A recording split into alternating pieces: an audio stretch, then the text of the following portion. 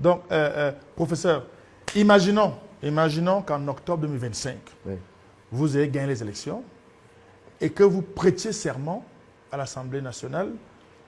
Au soir de votre prestation de serment, quels sont les 2, 3 ou 5 premiers actes que vous allez signer pour commencer votre mandat? Je ne veux pas attendre le soir.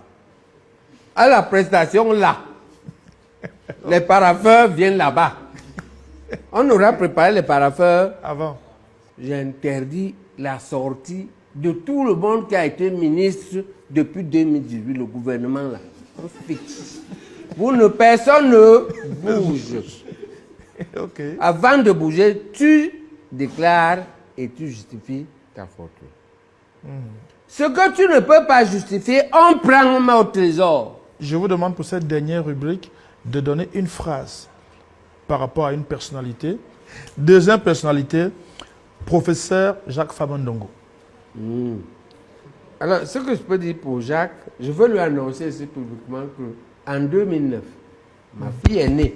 La chirurgienne l'a fait le concours de l'école de médecine. Elle vient de passer le bac. Elle n'est pas parmi les meilleurs. Mais la loi à l'époque, c'est que les enseignants les plus au top.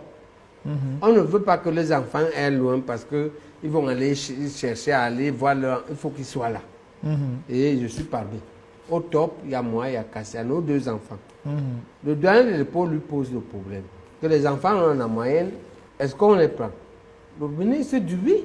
On ne sait pas ce qui se passe quand on publie les listes, mon enfant n'est pas dedans. Femme m'envoie la nouvelle qu'il va faire une liste additive. Je réponds que mon enfant ne peut pas figurer sur une liste additive forcée.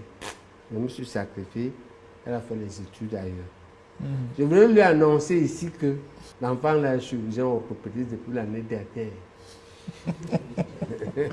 Okay. Et que voilà une raison personnelle pour laquelle je vais lui pardonner. Même si lui ne veut pas, je lui donne le pardon. On dit que vous êtes bouillant, vous démarrez au quart de tour, vous êtes trop nerveux.